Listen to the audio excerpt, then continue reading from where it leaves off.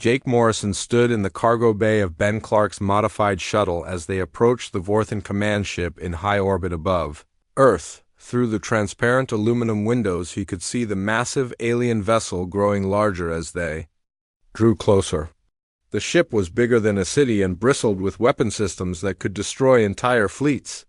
"Stealth systems are holding," Ben reported from the pilot seat. "Their scanners are not detecting us, but we will only have a few minutes once we dock before they realize what is happening." Dr. Lisa Bennett sat behind a portable version of her frequency generator that would need to be connected to the alien power core. She had spent the past week miniaturizing her equipment so it could be transported in the shuttle. Lisa knew this was humanity's last chance to stop the Vorthan Empire. "The connection process will take at least 5 minutes," Lisa said while checking her equipment. "Once I start the power transfer, you will need to protect me until the frequency broadcast begins." Carlos Rivera and Amy Walsh were armed with modified industrial tools that had proven effective against Vorthan warriors.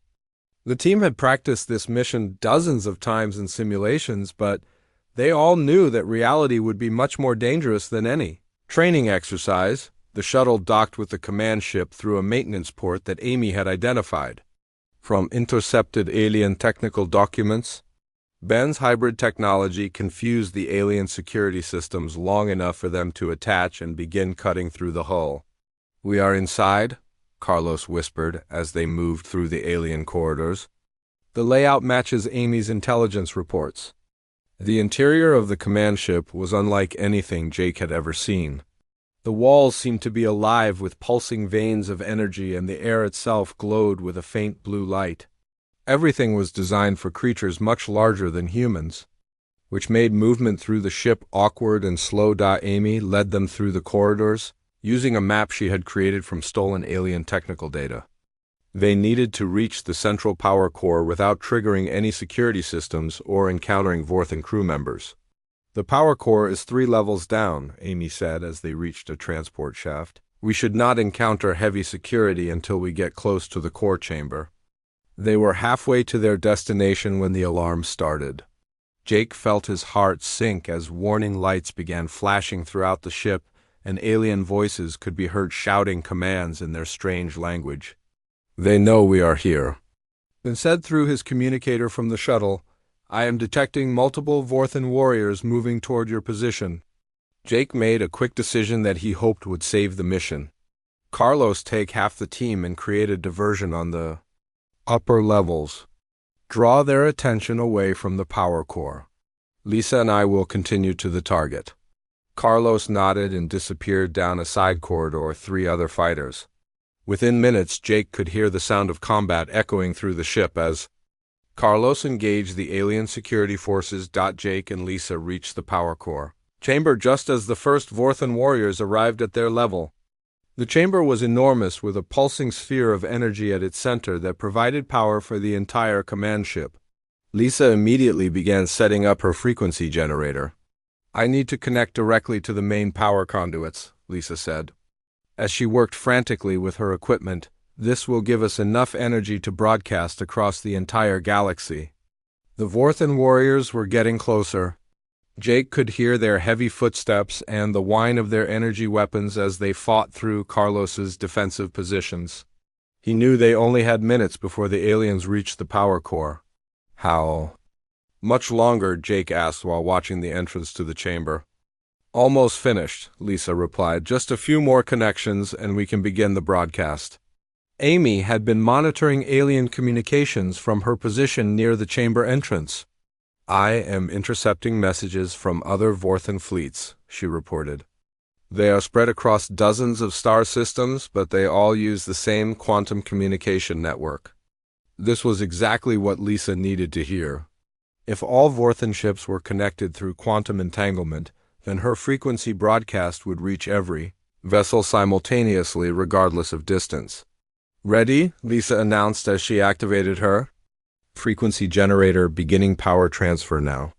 The alien power core began to pulse with a different rhythm as Lisa's equipment drew energy from its massive systems. Jake could feel the vibration through the floor.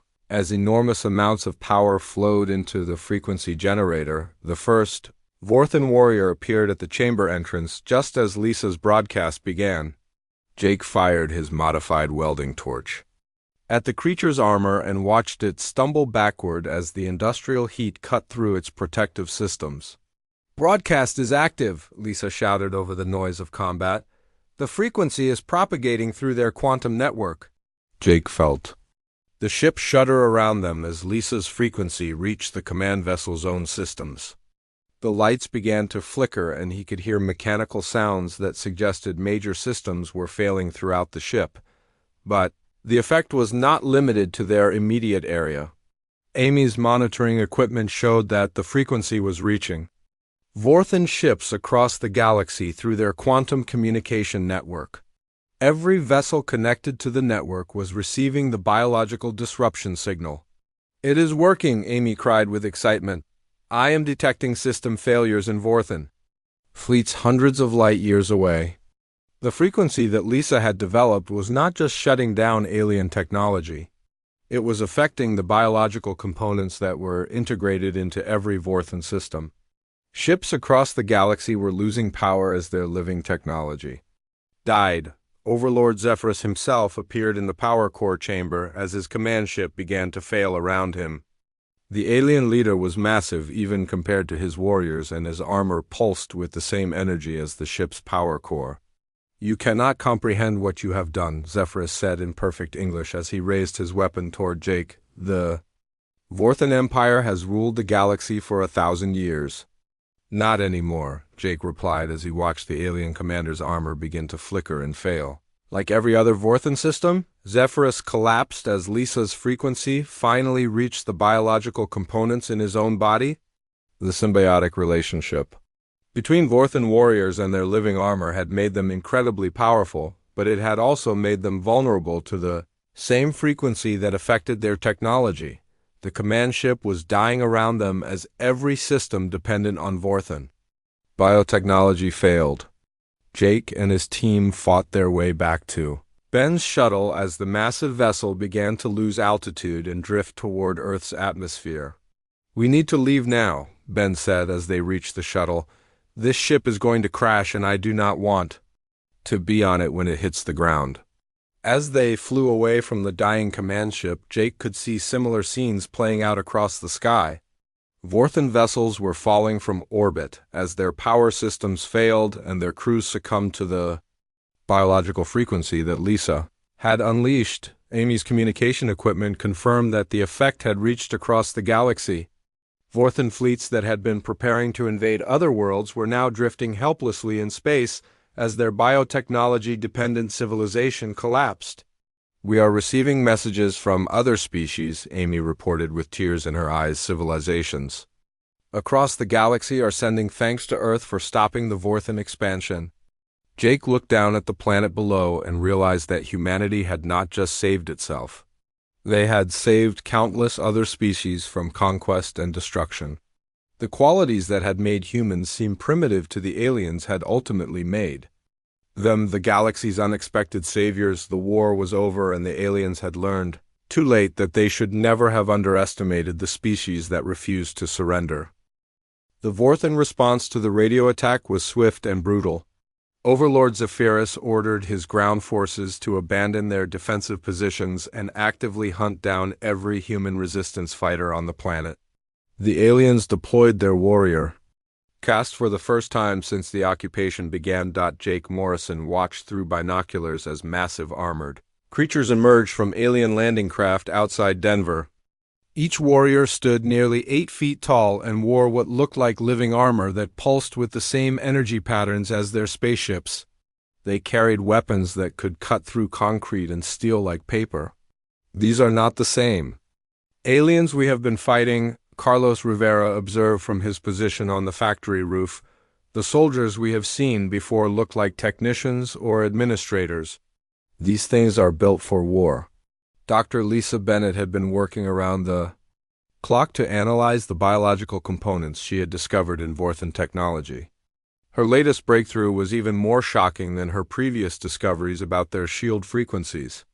"The warrior armor is not just equipment," Lisa explained to Jake and the others. It is actually a symbiotic organism that bonds with the alien soldier.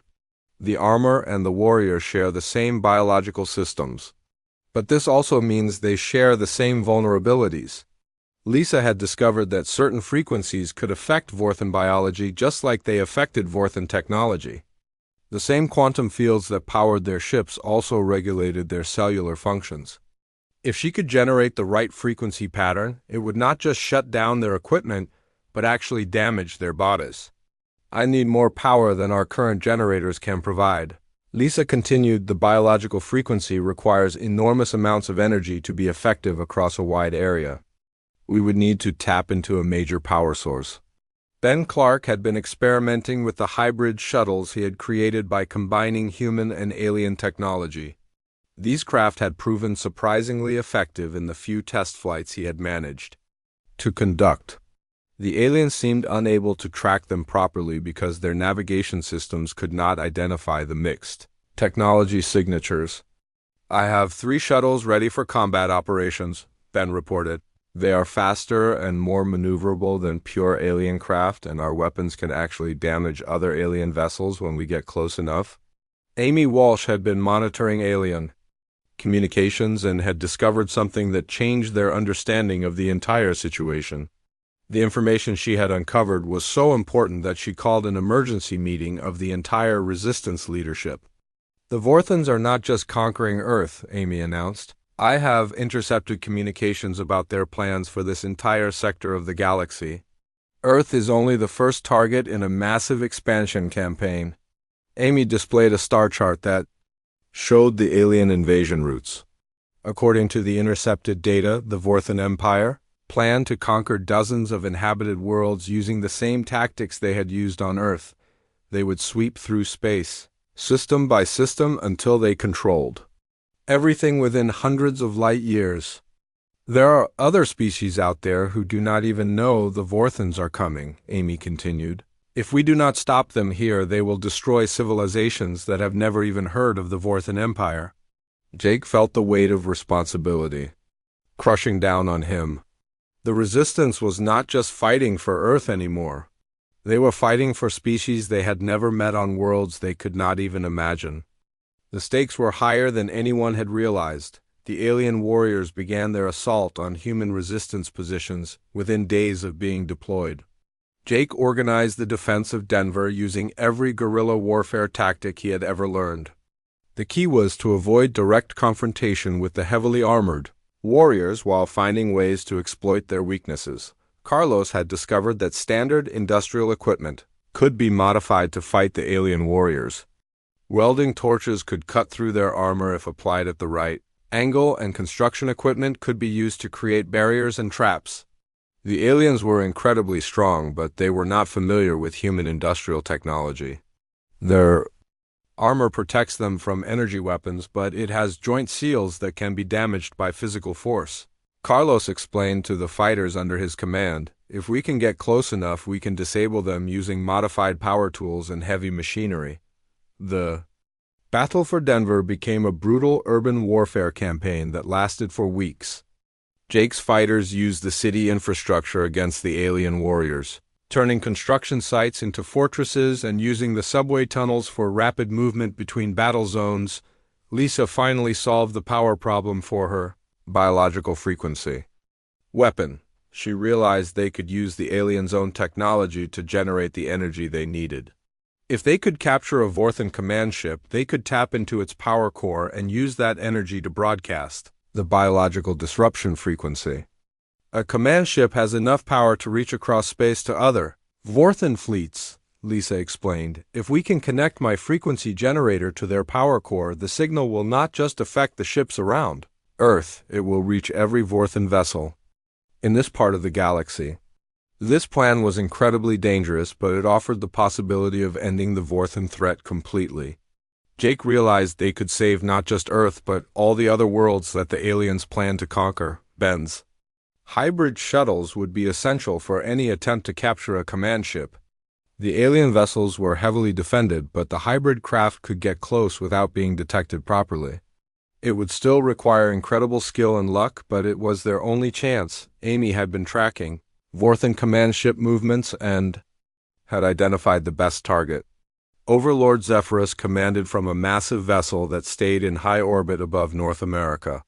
The ship was larger and more heavily armed than any other alien craft, but it also had the most powerful energy systems. That ship has enough power to broadcast Lisa's frequency to every corner of Vorthen space, Amy said. If we can capture it, we can end this war with a single transmission. Jake looked around at his team and realized they were preparing for a mission that would either save the galaxy or result in their complete destruction. The plan was desperate and probably impossible, but it was the only way to stop the Vorthen Empire from spreading across the stars. The resistance had grown from a small group of survivors hiding in subway tunnels to a global movement capable of threatening an interstellar empire. Now they faced their ultimate test.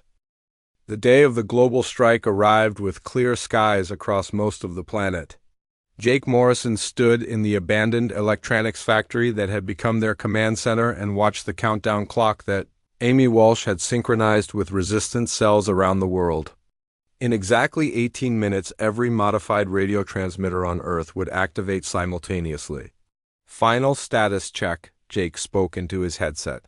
Amy sat at her communication station surrounded by screens showing data from resistance groups on every continent.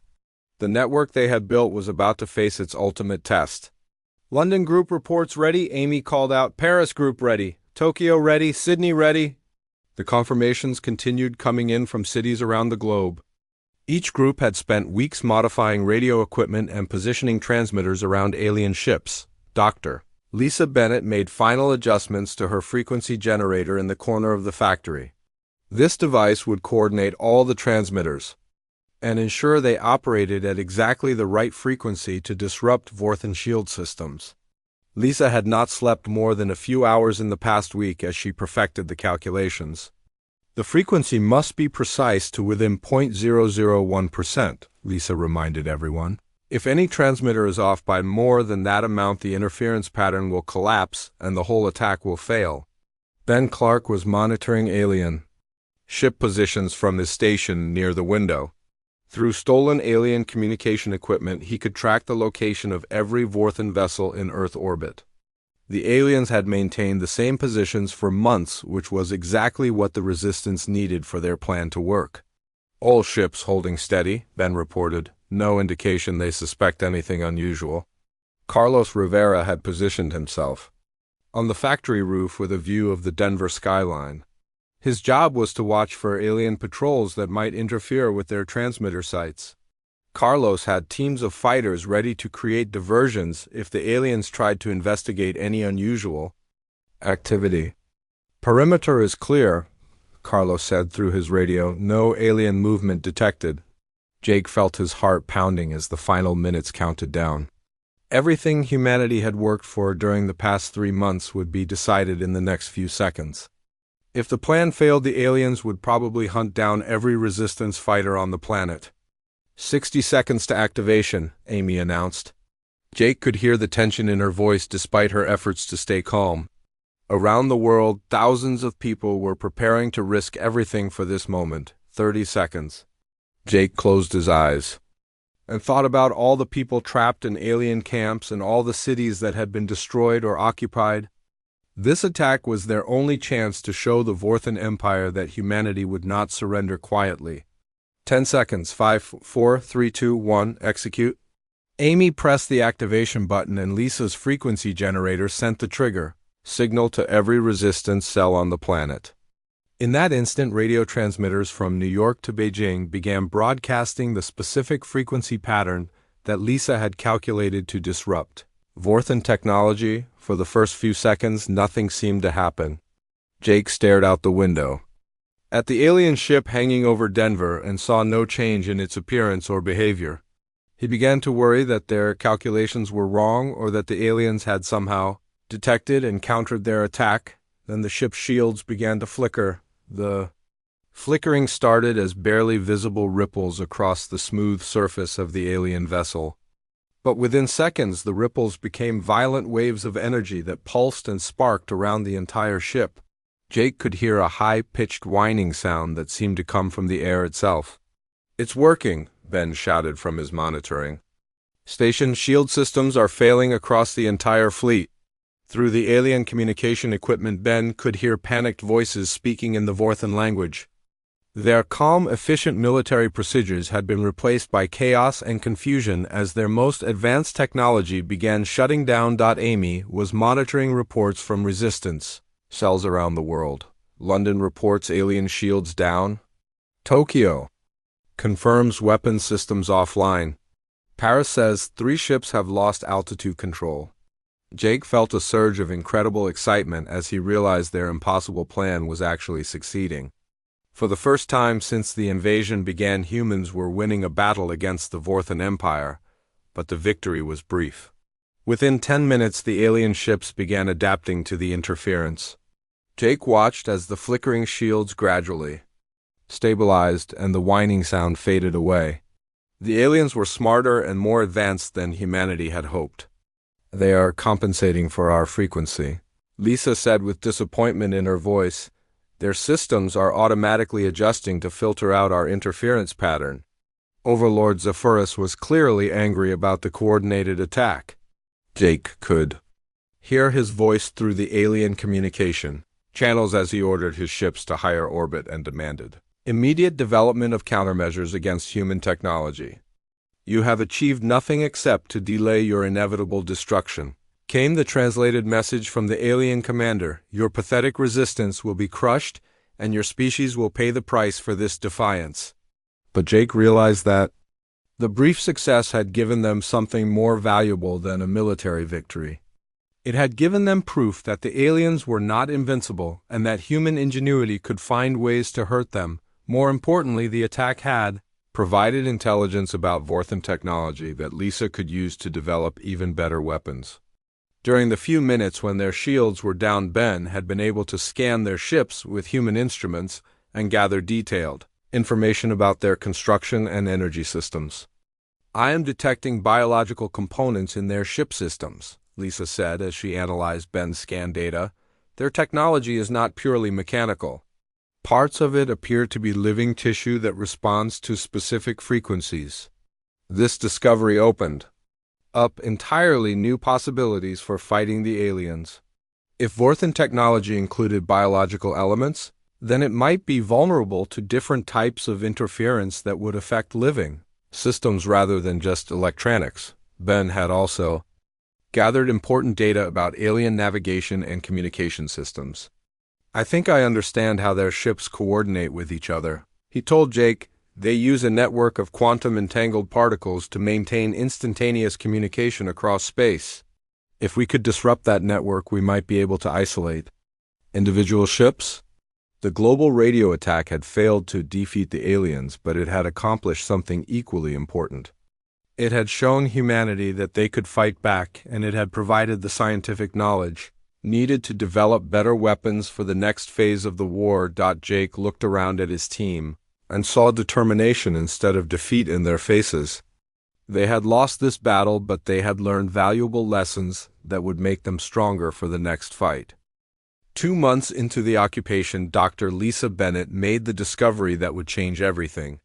She was working in a hidden laboratory that the Resistance had set up in an abandoned electronics factory. Lisa had been analyzing stolen alien technology alongside her quantum energy research when she noticed something that made her heart race with excitement. Jake, you need to get down here immediately, Lisa said through the radio. I have found something incredible. Jake arrived at the laboratory within an hour, accompanied by Amy Walsh and Ben Clark. Lisa was standing in front of a computer screen that showed energy wave patterns dancing across the display. Her eyes were bright with the kind of excitement that only came from a major scientific breakthrough. The Vorthan shields operate on a very specific quantum frequency, Lisa explained, pointing at the screen. This frequency keeps their defensive system stable and allows their weapons to function properly. But I have discovered that this same frequency can be disrupted using modified human radio technology. Ben leaned forward to study the data more closely. As an engineer, he understood the implications of what Lisa was showing them. You mean we can use our own communication equipment to interfere with their shields? He asked. More than interfere, Lisa replied with a grin. If we can generate the right counter frequency at sufficient power levels, we can completely shut down their defensive systems. Their shields will collapse and their weapons will stop working. Jake felt a surge of hope, but he also understood that knowing about a weakness was very different from being able to exploit it. What would we need to make this work? He asked. Lisa had been working on that problem for days. She pulled up another screen that showed a map of radio towers and communication facilities across North America. We would need to modify existing radio transmission equipment to generate the disruption frequency. The modifications are complex but possible with the right components. How many transmitters would we need? Amy asked while studying the map. That is the difficult part, Lisa admitted. The effect only works within a limited range of the alien ships. We would need transmitters positioned all around every major alien vessel, and they would all have to activate at exactly the same time. To create enough interference, Jake realized the scope of what Lisa was proposing. They would need to coordinate a simultaneous attack using radio equipment spread across entire continents. The timing would have to be perfect, and they would only get one chance before the aliens adapted their defenses. We need to contact other resistance groups. Jake said this plan will only work if we can organize fighters in every major city. Amy had been monitoring resistance communications around the world. She knew there were similar groups hiding in cities across the globe, but coordinating with them would be extremely dangerous. The aliens monitored all communication channels, and any large-scale planning would probably be detected. I can establish secure communication links with other groups, Amy said, but we will have to be very careful about how much information we share. If the aliens intercept our plans, they will move their ships or change their frequencies. Ben had been thinking about the technical challenges involved. We will need people who understand electronics and radio equipment. Ham radio operators and electronics technicians would be perfect for this kind of work. Lisa nodded in agreement. The modifications require precise calibration, but they use standard components that should be available in most electronics shops. We can create instruction manuals that show people exactly what to do. Over the following weeks, the resistance began reaching out to electronics enthusiasts and amateur radio operators who had managed to stay hidden from the aliens. Jake was amazed by how many people were willing to risk their lives for a chance to fight back against the occupation. Carlos had been working on a different aspect of the plan. He realized they would need to protect the modified transmitters from alien patrols long enough for the attack to work. We will need diversions and defensive positions around each transmitter site, Carlos explained. The aliens will probably try to stop us once they realize what we are doing. The plan was incredibly complex and required precise coordination across multiple time zones. Jake found himself commanding a network of resistance cells that spanned the entire planet. Each group had specific responsibilities and targets, but they all had to work together perfectly for the plan to succeed. Amy established a communication protocol that used short-burst transmissions and constantly changing frequencies to avoid alien detection. The resistance fighters called it the network, and it became their lifeline for coordinating the global operation. Ben made another important discovery while working with captured alien equipment. I have been experimenting with our spacecraft engines. He told Jake the radiation they produce interferes with Vorthan navigation systems much more than we originally thought. If I can modify some of their shuttles with human engine components, we might be able to create hybrid craft that they cannot track properly. This gave Jake an idea for a backup plan. Even if the radio frequency attack succeeded, they would still need a way to fight the aliens in space. Ben's hybrid shuttles might give them that capability. Lisa continued refining her frequency calculations and discovered that the disruption effect was even more powerful than she had originally thought. If we can generate enough interference, it will not just disable their shields, she explained, it will actually cause feedback that damages their ship systems. We might be able to cripple their entire fleet. The resistance had grown from Jake's original group of 13 people to a global network of thousands of fighters. They had electronics experts and military veterans and ordinary people, who had decided they would rather die fighting than live as slaves. Jake knew they were preparing for the most important battle in human history. Success would give humanity a real chance to fight back against the aliens.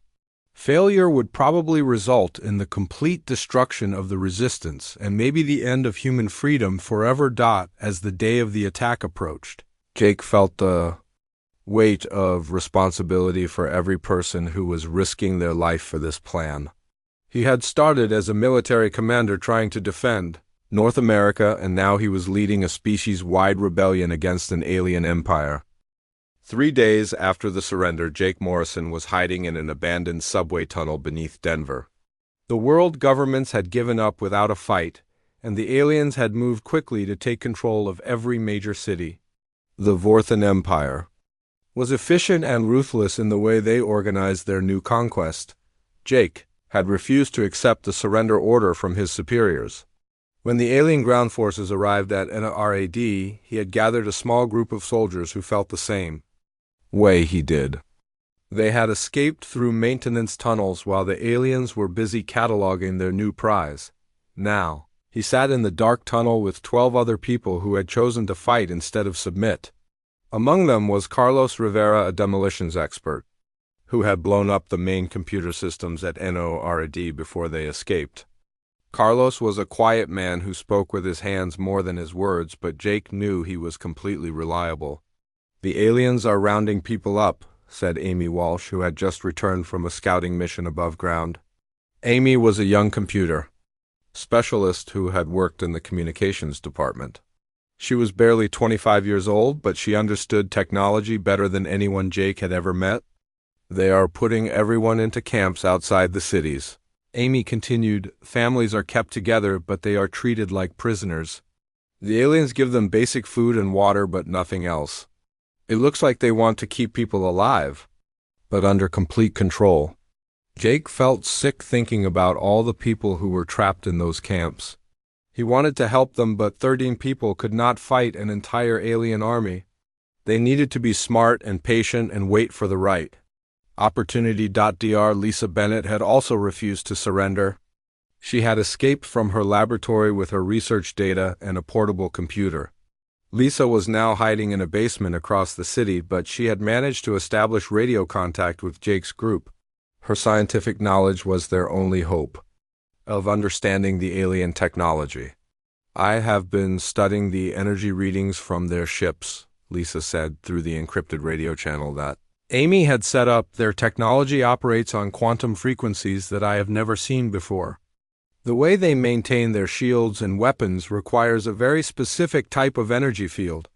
Jake listened carefully to every word. Lisa was their best chance of finding a weakness in the alien defenses. If human weapons could not penetrate their shields, then they needed to find another way to fight.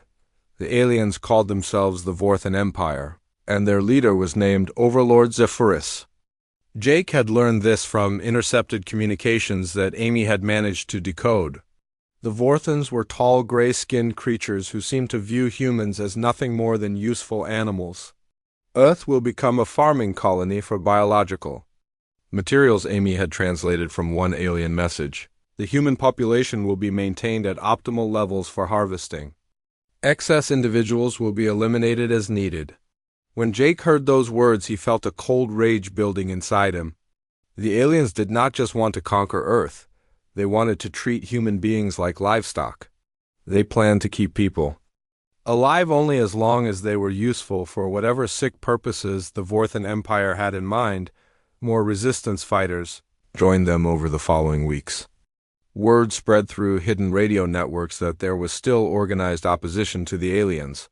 People who had escaped the camps made their way to Jake's location through the subway tunnels and abandoned buildings. Among the new arrivals was Ben Clark, a former NASA engineer who had been working on spacecraft propulsion systems when the aliens arrived. Ben had noticed something interesting about the way human technology interacted with alien equipment.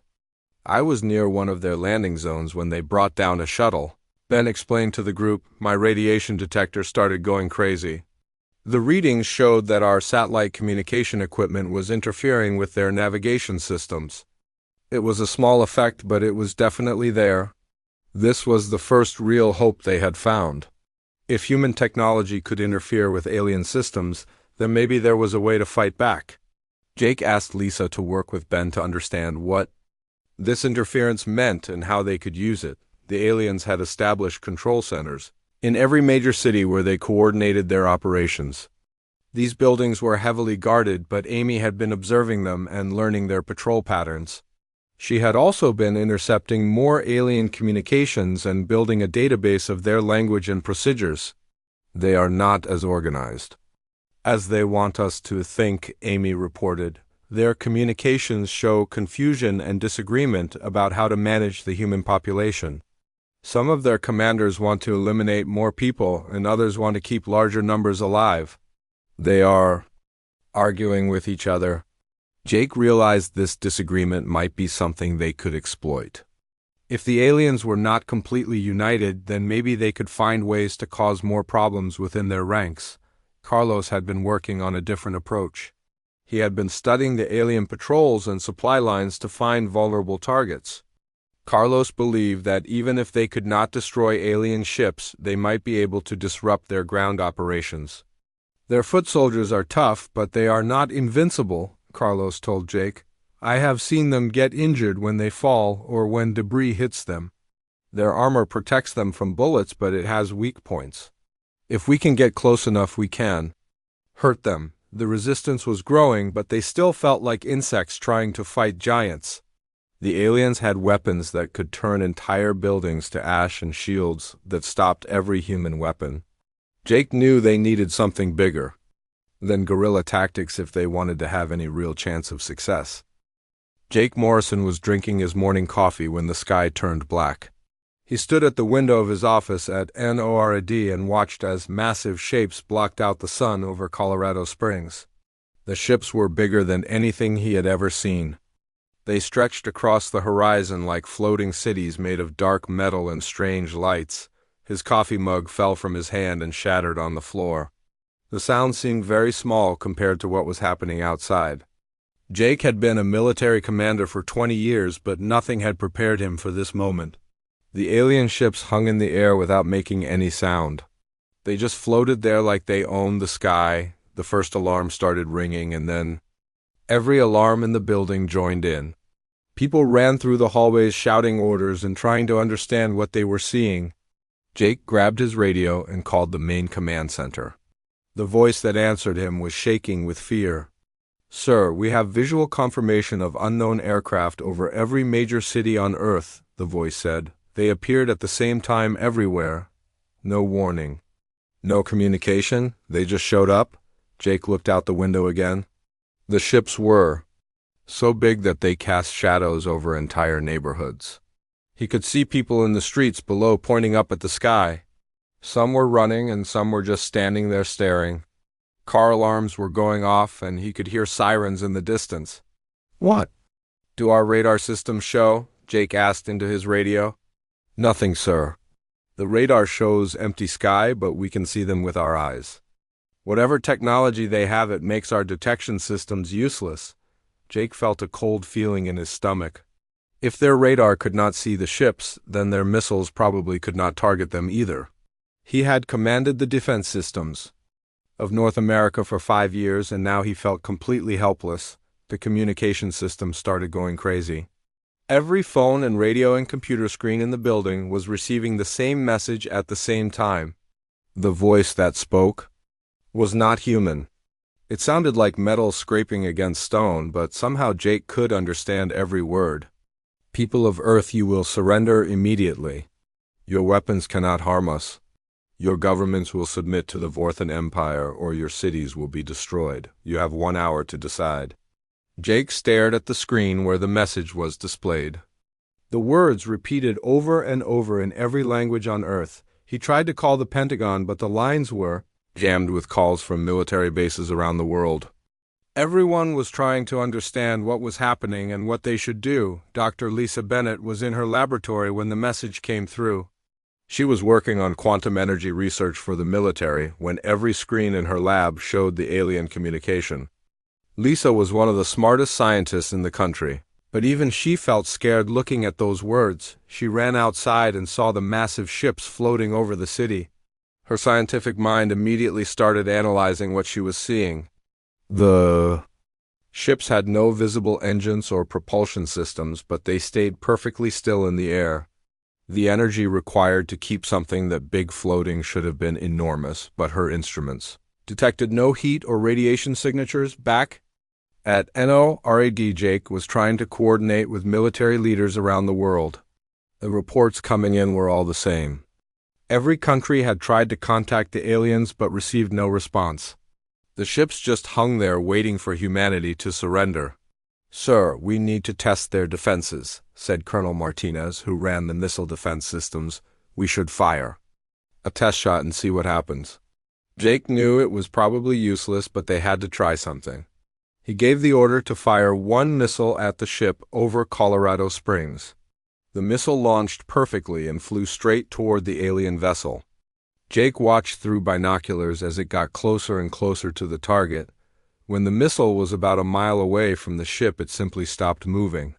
It hung in the air for a few seconds and then fell to the ground like a dead bird. The alien ship had not moved at all. It had not fired any weapons. The missile had just stopped working. "Try conventional artillery," Jake ordered, but he already knew what would happen. Every shell and rocket they fired at the ship stopped working before it could reach them. The aliens had some kind of invisible shield that made human weapons completely useless. Jake felt the weight of responsibility crushing down on him. He was supposed to protect North America, but his enemy was beyond anything his weapons could touch. The hour was almost up when the aliens demonstrated their power. Jake watched in horror as a bright beam of light came down from one of the ships. It hit a small military base in Nevada, and when the light faded, the entire base was gone. Where buildings and vehicles had been, there was now only smooth glass. The sand and concrete had been melted into a perfect flat surface. The message came again, but this time it was different. "You have seen our power. Surrender now, or every city on Earth will share the same fate. Your time is over."